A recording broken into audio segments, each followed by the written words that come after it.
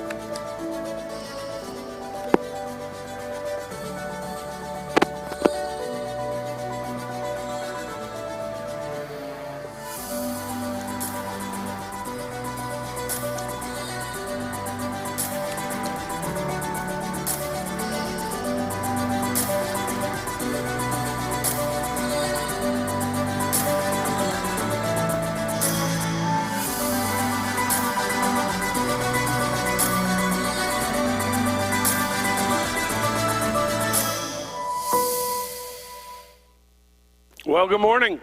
Again, if we haven't met, my name is Jason, and so thrilled and honored that you would choose to spend a little bit of your time with us on this national holiday. I would venture to guess you all have plans for later today. And none of us will be around TVs at about 6:35 this evening, because there's like a parade. No, never mind. We all know what's happening today. I very specifically wore neutral colors today. I'm wearing blue because it's red and gold at the Super Bowl today, and I don't really care who wins. But I do know I'm not rooting for the referees. Dave wore black and white. I did not wear black and white. I have a love-hate relationship with officials. I've had this since I was just a little kid. And if you referee games, I apologize for my behavior at some of your events.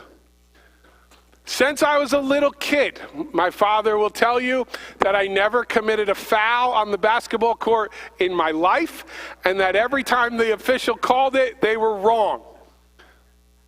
Some of the parents who also parent kids on Belvedere High School may feel that I still feel the same way even today about our team.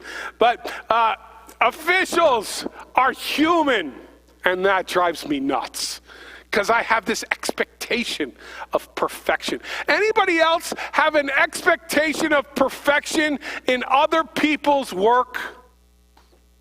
Sometimes we expect ourselves to be perfect, and we're not always fair to ourselves, but we're really unfair sometimes to other people who in their desire to do well, but it's really easy to pinpoint when people aren't perfect.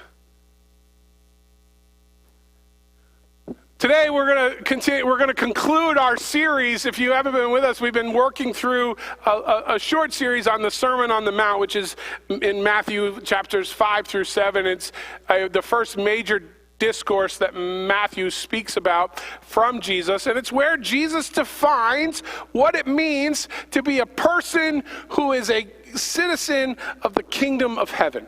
In Matthew chapter 4, Jesus tells his disciples to tell their world that the kingdom of heaven has come near.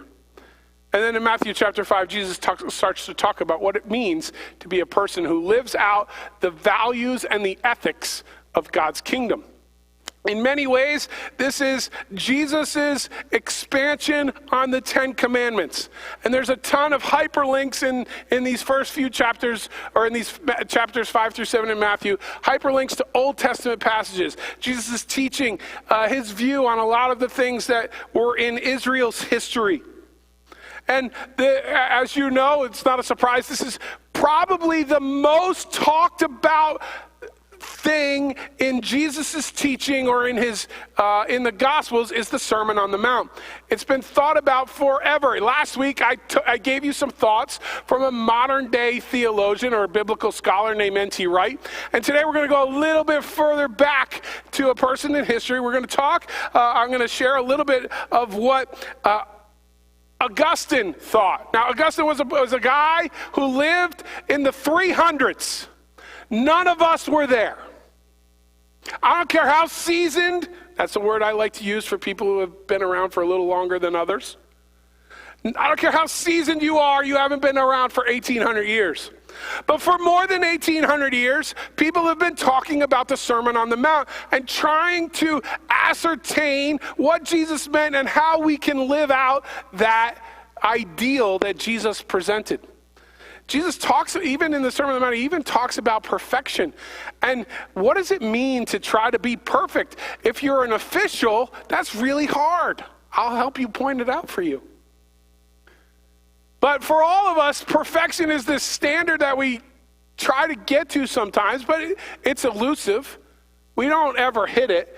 And so if you look at the English and you try to live out the Sermon on the Mount literally, it can be very difficult. And so we're looking for themes, we're looking for ways that we can be aided by the Spirit of God to live out what Jesus called us to live out, because we can't do it on our own. And so Augustine, like I said, he lived in the 300s. He was a prolific writer.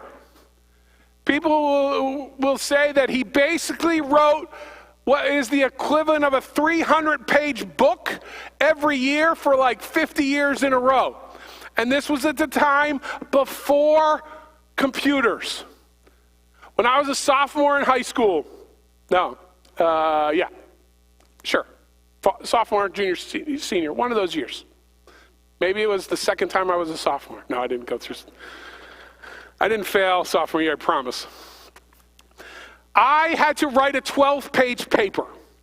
And my parents, my family, we had not purchased a personal computer at that point. So I had to type this 12-page paper on my father's typewriter in his church office. Some of you have had this experience. And so the computers are wonderful until you need them to work in the way you want them to work, and they don't, and then you hate them. But this typewriter, I remember typing, and several of the pages, I got about 3/4 of the way through the page and missed a word or misspelled something, and start over that page. Perfection is difficult. And so when you think about Augustine writing 300-page books on non-computer, he's writing it by hand. This is a ton of work that this guy did. He had a lot of thoughts, and he had major thoughts on the Sermon on the Mount. And in the Sermon on the Mount, he really focused on and saw that Jesus was redefining justice in the Sermon on the Mount. Jesus was giving a new barometer on justice in the Sermon on the Mount. See, today I want to talk a little bit about what it means to examine justice in the kingdom of heaven. And justice in the kingdom of heaven is a little different. So before I get too deep away from my notes, let's read what it says in Matthew 5:38 through 42. Jesus said, "You have heard it said, You have heard that it was said, an eye for an eye, a tooth for a tooth. But I tell you, do not resist an evil person. If anybody slaps you on the right cheek, turn them the other cheek also. If anyone wants to sue you and take your shirt, hand over your cloak as well. By the way, a lot of translations don't say shirt there. They say inner garment. If they want to sue you all the way to where you have no clothes on your back, give them your outer garment as well. If anyone forces you to go 1 mile, go with them 2 miles. Give to the person who asks from you, and do not turn away from the one who wants to borrow from you. Augustine looks at this and he postulates that true justice is not merely about external actions, but it's more about the disposition of one's heart.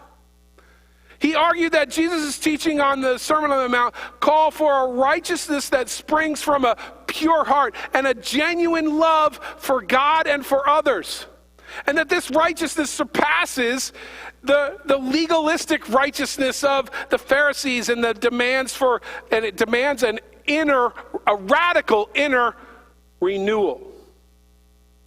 Justice is at the core of the world's systems of appropriate and justifiable relations between people. Behind every attempt to define justice is a standard. What's the standard of justice in the United States? It's the Constitution. In England, it's the Magna Carta. In Germany has some document that I'm not even going to pretend to try to pronounce, but every society has a legal standard. It helps create society. It helps form the way people relate to each other, and that decorum happens. Germans say they have a society ruled by law, whereas in England and in the United States, we say that we have a rule of law. There's a rule of law. There's a standard for how we engage each other. We're not supposed to do certain things and to each other, and laws in the Constitution set that up.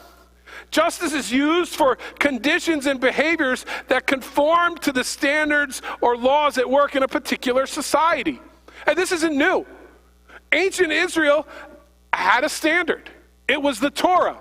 It was the 10 Commandments and the law of Moses that determined how they engaged each other, what was right, what was wrong. But the thing about the Torah of Moses and the law of Moses and the 10 Commandments is very different in one way than ours. You see, it had a divine origin. The Torah came from God.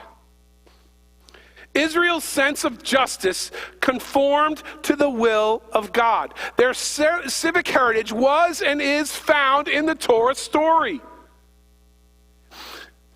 In the Torah's formation and in the Torah's adaptation. And these adaptations and these rulings of interpretation were historically made by judges and by rabbis. And that their judgments were considered divine. It was hard to argue because it had come from God. And so Jesus comes, it was hard to argue with these people because when someone says, God says this, it's really hard to argue with them. And so Jesus is being somewhat radical here when he says, you've heard it say, and then he's quoting the Old Testament. Because he's going against the idea, you've heard it said that God says this. And then Jesus says, you've heard it say that God says this, but let me tell you what God really wants. And he begins to unpack a little bit of the idea. Justice in the Old Testament was based on retribution and equal. Fairness. An eye, not for a chopped off head. That wasn't the trade. It was an eye for an eye. Tooth for a tooth. And so Jesus comes and he changes this. But He's quoting here from Exodus 21, and I think we have it. We could put it up there. But if there is a serious injury, you are to take life for life, eye for eye, tooth for tooth, hand for hand, foot for foot, burn for burn, wound for wound, bruise for wound, bruise for bruise. It prioritized that punishments should be equal to the crime. That's an important rule that we still have today, that there should be equality for the crime. And it leads to two fundamental rules of law. By making laws, punishment is moved out of the private sphere and into the hands of the public. Sometimes if you're the hurt individual, and God understood this, if you're the hurt individual and you get to assess the penalty, you're not going to be that very objective. Like, I'm sure none of this happens to you. I have a specific phone charger right next to the table by my chair in our room. My reading chair has a charger next to it, so I can charge my phone, and if I'm sitting on that chair and Joy's sleeping, I can use the flashlight on that phone and I can read. And the system works very well until I sit down. Usually this will happen when I sit down and it's dark and the charger's gone. In that moment, my desire for retribution might not be equal to the crime. Because I want it. I get a little. And so we take the idea of retribution, we take the idea of judgment and punishment out of the private sphere, we put it into public. And it's here that Jesus steps into this legal history. His teachings on justice on the Sermon on the Mount are both a revelation of God's intent, and in many ways, they're a new constitution of kingdom society. Instead of the requirement of retribution, Jesus reveals that grace, love, and forgiveness can reverse the dangers of retribution, and even more, they can create a new society. The rule of law that we cherish in our society, the rule of law that we go to, that we find security in, that we know we're going to be okay, the one that just guards us, that finds its equivalent in the kingdom of heaven with grace, love, and forgiveness. We know, we're confident that we're going to be treated fairly because of the rules of our country. We depend on the security and the rules and the system. And in God's kingdom, Jesus is saying, here's what you should depend on in God's society: love, forgiveness, and grace.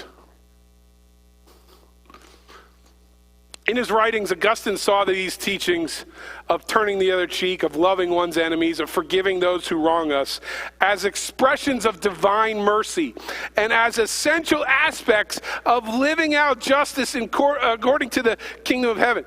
He saw that Jesus is basically calling for a different way of living on the Sermon on the Mount. And he almost said, Jesus calling for perfection. He's asking us for perfect people. And he knew that perfection wasn't possible. But he suggests that Jesus is not demanding an unsustainable standard, but rather he's inviting us. Jesus is offering us an invitation to strive for moral excellence and spiritual maturity with the help of divine grace. Augustine says, Jesus is inviting you into a new way, where you don't necessarily hold people to the letter of the law, but you understand that people aren't perfect, and you show them mercy and grace and forgiveness and love. And when you do, you're not just exonerating the person as much as you're displaying the new way of living to the world. It becomes less about what the other person deserves and more about you wanting them to see God's love for them. That's different.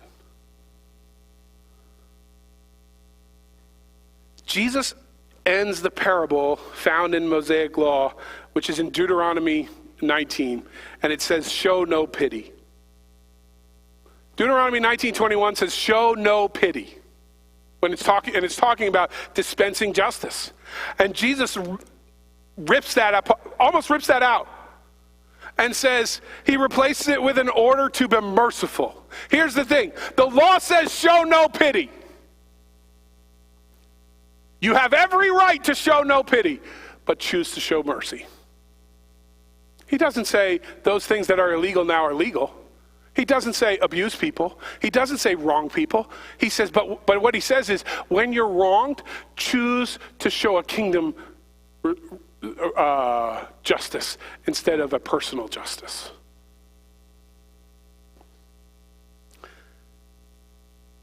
Dietrich Bonhoeffer, who was a World War II German theologian, he had real problems with the Nazi regime. He was eventually killed, and he wrote that Jesus is drawing us into a new society, the kingdom society, by releasing his community from the practical and legal order, from the national form of the people of Israel, and making it into what it is to become, the community of the faithful that is not bound by political or national ties. Bonhoeffer says Jesus is creating a new society here. One that works above any civic idea. One that says, yeah, I have the right to get this, but I choose to love, forgive, and give grace to the person I have the right to get that from. Jesus is teaching a kingdom ethic, and the kingdom will not trade in retribution, because people in the kingdom, and this is an idea of what will become. I'm presenting a picture of the future. The kingdom will not trade in retribution, because the people who live in God's kingdom will live justly and will lovingly and will be peaceful with one another. And Jesus understands that, and he's calling us into that future reality now. Jesus' ethic here is shaped by the Shema, the ancient Israel daily prayer. Love the Lord your God with all your heart, your soul, your body, and your mind. Boy, I got that one wrong. And love your neighbor as yourself. Love God, love people. Scott McKnight calls that the Jesus Creed. Those who live out this ethic will love even those who dish out injustices. A person shaped by the Jesus Creed responds to injustice not with retaliation or vengeance, but with grace, with compassion, with abundant mercy, in a way that actually reverses the injustice. In other words, citizens of the kingdom of heaven dwell in an alternative society that protests systematic injustice and embodies alternative love. We are to respond to evil by doing good. When we respond to evil with evil, we continue the cycle. Because when we do that, when we get our own justice and punish the other, they're out for retribution. And then they get their retribution. And you know what happens after that? We get our retribution. And they get their retribution. And it just goes on and on and on and on. If you've ever been in a fight with a family member, eventually one person has to say, all right, this has got to stop. I don't want to be the one to say I'm sorry first. Anybody in here really want to be the one to say they're sorry first? Not a lot of hands. Only me, I guess. No. Something inside of us says, you know what? This relationship is more important than this fight, so I have to prioritize the relationship, and I got to lay down what I feel strongly about. That is justice in the kingdom society. It doesn't usually come natural for us to say, I don't care what I like. I want you to have, you know what, you're right. When you totally wronged me, that was okay. Now, There's a little bit of nuance here. Jesus is not saying, here's what I want you to do. Allow yourself to be abused regularly. Jesus is not saying, well, here's what I need you to do. Stay in unsafe relationships because that's what the kingdom says. No. No, for your personal safety, get out of the abusive relationship. And in your mind and in your heart, you ask God to help you forgive that person. Doesn't mean you would jeopardize yourself, but it means you're also not out to get even.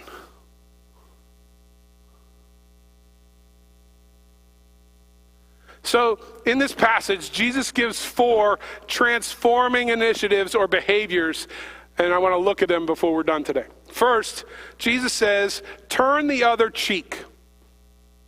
The concept of turning the other cheek is a call to nonviolence. It's a call to patience. It's a call to forgiveness. Jesus was teaching his followers, he's teaching us to respond to hostility or aggression with love and non-retaliation, rather than responding in kind or seeking revenge.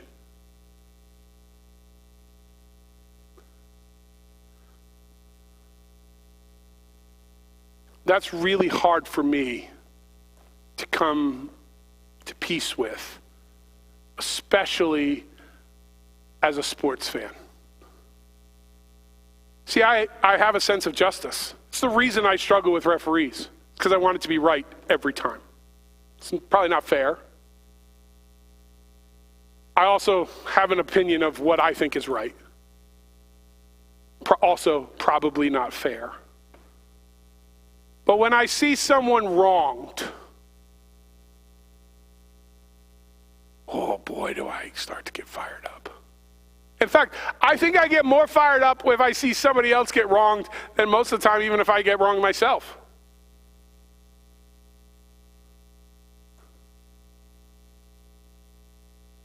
Everything inside of me wants to bring justice for that person. I'll get them back for you. It's not my job. And it's not a kingdom mindset.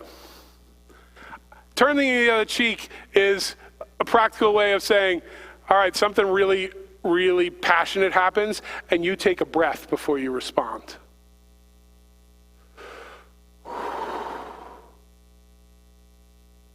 Something inside of you, the Spirit speaks to you and says, respond on my behalf instead of on your behalf. And instead of seeking revenge. It's a challenging teaching that calls us to respond to mistreatment with grace and a commitment to peace. It's challenging. Think about who he's talking to. We're going to highlight this a few times through these examples. He's talking to people in Israel who are right now, their homeland, their promise, that what they take nationalistic pride in is occupied by the Romans. And everything in their society says the Romans got to be kicked out of here. I don't care what they get, just get out. And Jesus says, when someone wrongs you, turn the other cheek. That is a difficult teaching. We easy it. We make it easy now. It's not easy. When you're in the middle of the fight with someone and you're really passionate and you know you're right, choose the other person over your right. But that's what it is to be a citizen of the kingdom of heaven. And what happens when that happens? Walls start to crumble. Reconciliation and peace starts to become possible because you've brought a different step into the journey. You've stopped the cycle of evil for evil, evil for evil, evil for evil. Sometimes it causes people to stop and walk away because they're not at a place where they could come to do what you just did. And they're confused because they can't really respond in evil to your kindness. Jesus rejected violence as a way to deal with personal friends, with conflicts or assaults, and as a response to the humiliations of Roman subjection. He rejected violence when it was proposed by James and John as a response to the Samaritans who rejected his ministry. He rejected it again when swords were flashed at the time of his arrest, saying that all who take the sword will perish by the sword. He rejected it when he could have called legions of angels as he headed to the cross. In the way he lived and he died, we see that Jesus saw violence had no part in the way we as citizens of heaven should live. That's tough teaching. Second, give them your cloak as well. Here, Jesus offers a radical approach to dealing with conflict and injustice.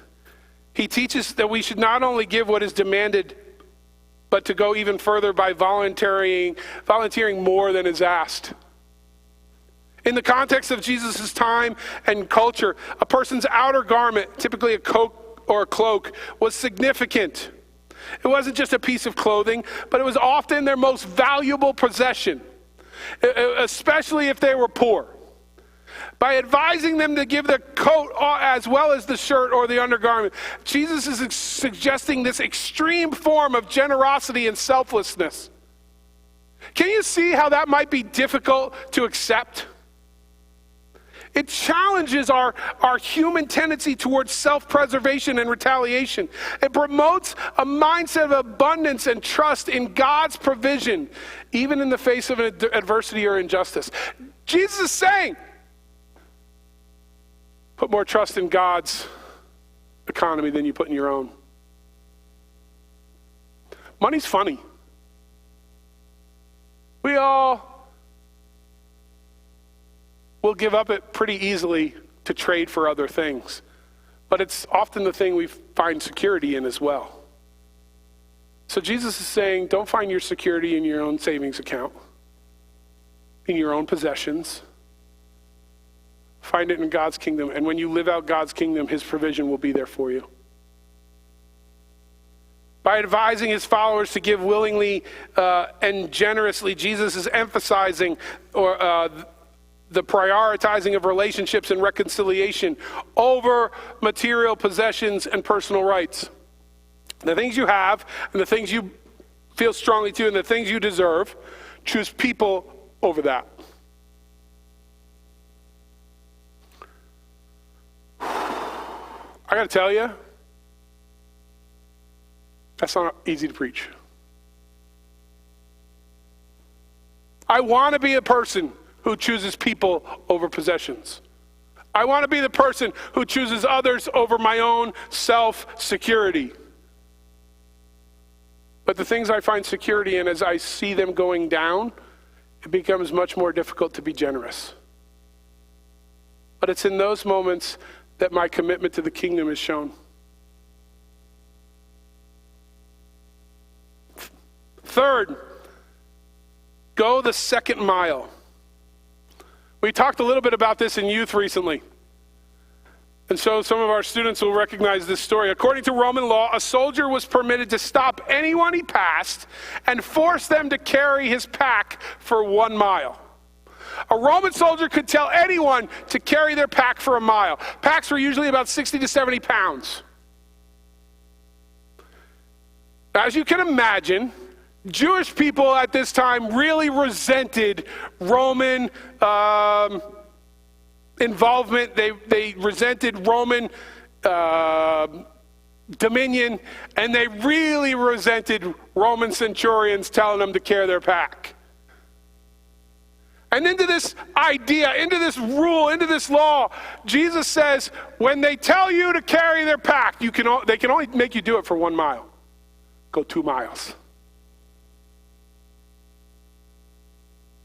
In a society characterized by extreme economic exploitation, and long economic depression of first century Palestine, this discipleship teaching is summoning God's people to offer justice through works of compassion towards the most economically vulnerable and oppressed. Jesus is talking to the most economically vulnerable and oppressed, and he's saying to those people, be super generous. Wait a minute. Shouldn't the teaching be to the Romans, drop your pack and carry the poor person's pack for a mile so that they get a break, and then come back and get your own pack and keep going on your way? Nope. Jesus says in the kingdom, no matter what state you're in, be generous. Maybe it's financially, or maybe it's through an act of service.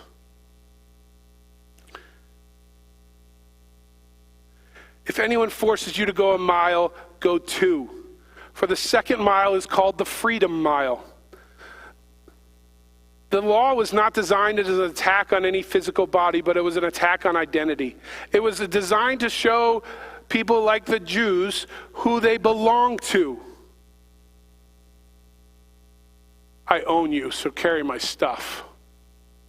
But when they walked the second mile, they were reclaiming their identity and saying, in God's kingdom, I'll give you what you asked for, and then I'll double it.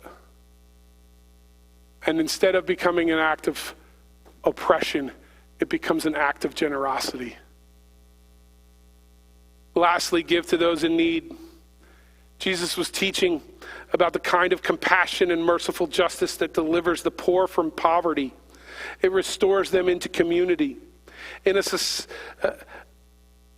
He was calling people to, just like that walk, he was calling people to take back what society told them they were and instead live into what God told them they were.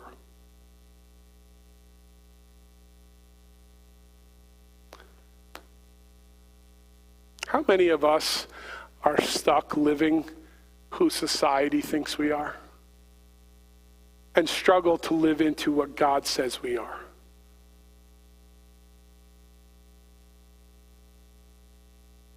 If that's you this morning, I just have a sense in my spirit that there are some people who are so oppressed by other people's opinion of you that it's really almost like blocks your ability to see yourself the way God sees you.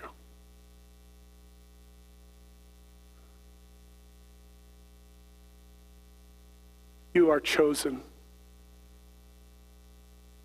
You're a member of God's royal family.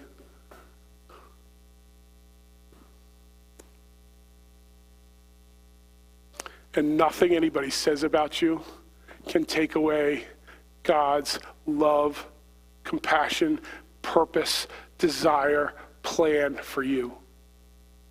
I know it's really hard to not hear the noise of what other people say you are, or what you say you are, or what the mirror says you are, or what the scale says you are, or what the popular group at school says you are, or what your boss says you are, or what your spouse, or what your ex, or what your kids, or what your parents.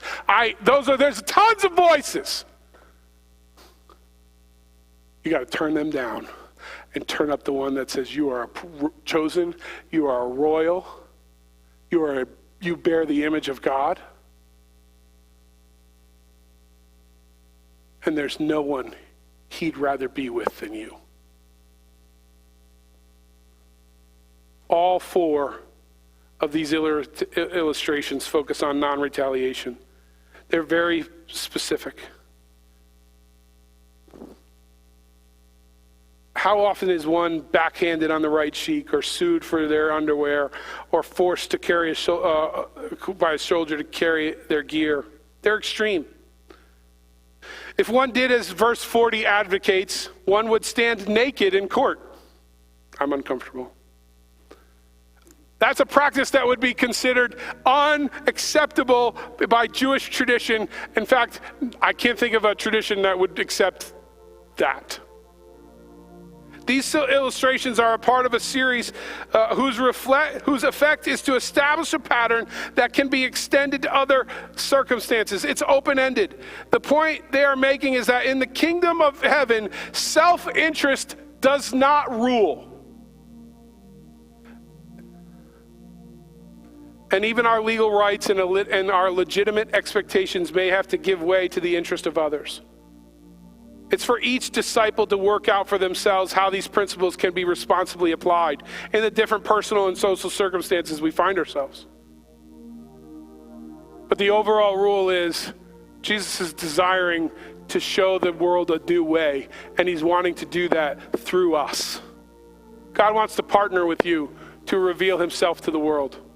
It's been that way since he entered into covenant with Abraham and said, through you, I'm going to bless the whole world. Well, today, in the Lehigh Valley, in Warren County, in northwest New Jersey, and in Pennsylvania, this portion,